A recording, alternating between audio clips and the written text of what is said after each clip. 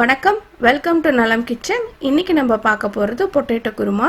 இது பொதுவாக கொங்கு மாவட்டங்களில் டிஃபனுக்கு, அதுவும் குறிப்பாக இட்லி தோசைக்கு பண்ணக்கூடிய ஒரு குருமா. இது கொங்கு சைடில் இட்லி தோசைக்கு நிறைய வெரைட்டிஸ் ஆஃப் குருமா பண்ணுவாங்க. அரைச்சி விட்ட குருமா, தக்காளி குருமான்னு. அதில் இது ஒரு வகை. ரொம்ப டேஸ்டான பொட்டேட்டோ குருமா எப்படி பண்ணுறதுன்னு பார்க்கலாம். குருமா பண்ண ஒரு குக்கரில் 3 மீடியம் சைஸ் உருளைக்கிழங்க கட் பண்ணி சேர்த்திக்கலாம்.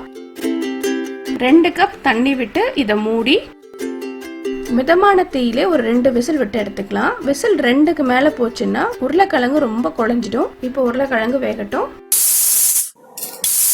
2 விசில் ஸ்டீம் அடங்கியிருக்கு. இப்போ ஓபன் பண்ணி பார்க்கலாம். உருளைக்கிழங்கெல்லாம் நல்லா வெந்திருக்கு. இது ஆறுனதுக்கு அப்புறம் தோலை எடுத்துட்டு குழம்போட சேர்த்திக்கலாம். இது ஆறுற வரைக்கும் குருமாக்கு தேவையான மசால் அரைச்சு எடுத்துக்கலாம். ஒரு மிக்சி ஜார்ல 1 கப் துருவன தேங்காய், 3 டேபிள் ஸ்பூன் பொட்டுக்கடலை, இது கிட்டத்தட்ட 1/4 கப் அளவுக்கு வரும், 2 டீஸ்பூன் சோம்பு, அடுத்து ஒரு சின்ன துண்டு பட்டை, 2 கிராம்பு, கூடவே ஒரு சின்ன துண்டு இஞ்சி, 2 பல்லு பூண்டு, 1 பச்சை மிளகாய், இதையும் சேர்த்திக்கலாம். கொஞ்சமா தண்ணி சேர்த்தி இதை நல்லா மைய பேஸ்டா அரைச்சு எடுத்துக்கலாம். குருமா மசாலா தயார். இப்போ குருமா எப்படி பண்றதுன்னு பார்க்கலாம். அதுக்கு ஒரு கடாயில 1 குழிக்கரண்டி அளவு எண்ணெய் சேர்த்திக்கலாம். எண்ணெய் காஞ்சதுக்கு அப்புறம் கடுகு உளுத்தம் பருப்பு போட்டு தாளிச்சுக்கலாம்.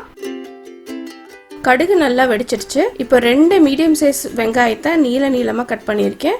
இப்போ அதையும் சேர்த்திக்கலாம். கூடவே கொஞ்சம் பெருங்காயம், வெங்காயம் வணங்க தேவையான உப்பு, இதெல்லாம் சேர்த்தி வெங்காயம் நிறம் மாற நல்லா வணக்கிடலாம். காரத்துக்கு 3 பச்சை மிளகாயை 2ஆ கட் பண்ணி வச்சிருக்கேன். உங்க காரத்துக்கு தகுந்த மாதிரி எச்சாவும் கம்மியாகவும் சேர்த்திக்கோங்க. கூடவே 1 கொத்து கருவேப்பிலை சேர்த்திட்டு ஒரு 2 நிமிஷம் வணக்கிடலாம். அடுத்து பொடி பொடியா கட் பண்ண 2 மீடியம் சைஸ் தக்காளி,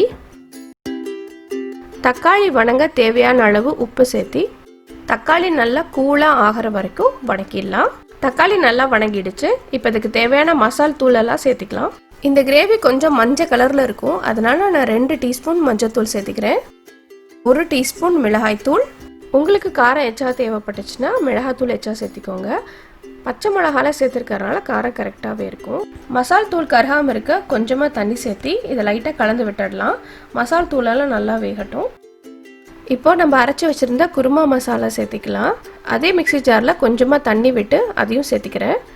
கூடவே 1 கப்பு போல தண்ணி சேர்த்திக்கலாம். பொட்டுக்கடையும் தேங்காயும் நம்ம அரைச்சி விட்டுருக்கறனால குழம்பு கொதிக்க கொதிக்க ரொம்ப கெட்டியாகும். அதுக்காக தான் தண்ணி சேர்த்துறோம். குருமாக்கு தேவையான உப்பை சேர்த்தி லைட்டா கலந்து விட்டுட்டு இதை மூடி மிதமான தீயிலேயே நல்லா ஒரு கொதி விடலாம். பொட்டுக்கடலை எல்லாம் சேர்த்திருக்கறனால ஹை ஃப்ளேம்ல வச்சிங்கன்னா குருமா சீக்கிரம் அடி பிடிச்சிரும். இப்போ குருமா கொதிக்கட்டும். குருமா நல்லா கொதி வருது. ஓபன் பண்ணி பார்க்கலாம்.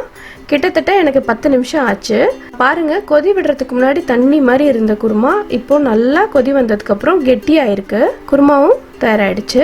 இந்த ஸ்டேஜ்ல தான் நம்ம வேக வச்சு தோல் உரிச்சு வச்சிருக்க உருளைக்கிழங்க கையாலே பெரிய பெரிய பீசஸா உடைச்சு குருமாவோட சேர்த்திக்கணும். குருமா கொதிக்கும் பொழுதே உருளைக்கிழங்கையும் சேர்த்து கொதி விட்டுட்டோம்னா உருளைக்கிழங்கெல்லாம் கரைஞ்சிரும். நம்ம சாப்பிடும் பொழுது உருளைக்கிழங்கு நம்மளுக்கு கிடைக்காது. அதே சமயத்துல குருமா ரொம்ப கெட்டியாயிடும். அது சாப்பிட்றதுக்கும் நல்லா இருக்காது.